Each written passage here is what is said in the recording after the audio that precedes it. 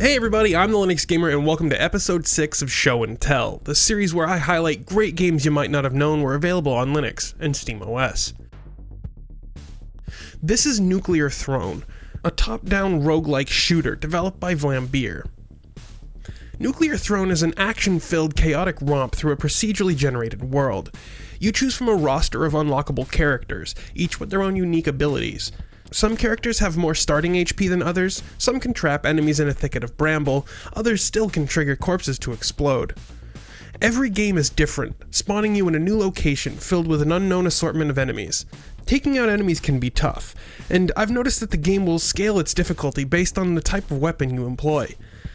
Throughout each level there are a series of pickups. You can get new weapons, ammunition, and rads, which are sort of like XP pellets. When you complete a level, and given that you've collected enough rads to level up, you get to choose a new power-up that lasts for the duration of the game.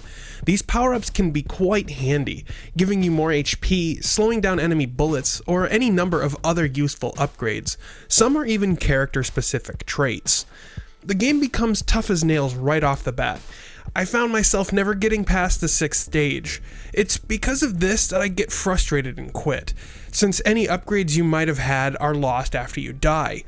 The game also relies heavily on mouse and keyboard input. I can understand that precision is important, but I've found that the Steam controller isn't the best fit here. All in all though, the controls feel great, and this is just a minor complaint. Nuclear Throne retails for $11.99 on the Humble Store, GOG, and Steam. The game has a ton of replay value, with daily and weekly challenges. It also has some of the best feeling weapons in a shoot 'em up I've ever had the pleasure of using. Nuclear Throne is a game you might already have in your library. It works on Linux and SteamOS, and you should definitely give it a try.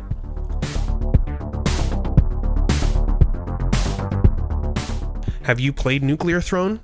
What do you think of its fun take on the roguelike genre? Leave me a comment below or tweet at me at the Linux Gamer. Feel free to check out the rest of my channel, including my first 5 things to do with a new Ubuntu install video. You can also support the channel over on Patreon. If you enjoyed this episode of Show and Tell, hit that like button and share it with your friends. And make sure you subscribe to see more from me, the Linux Gamer. Thanks for watching.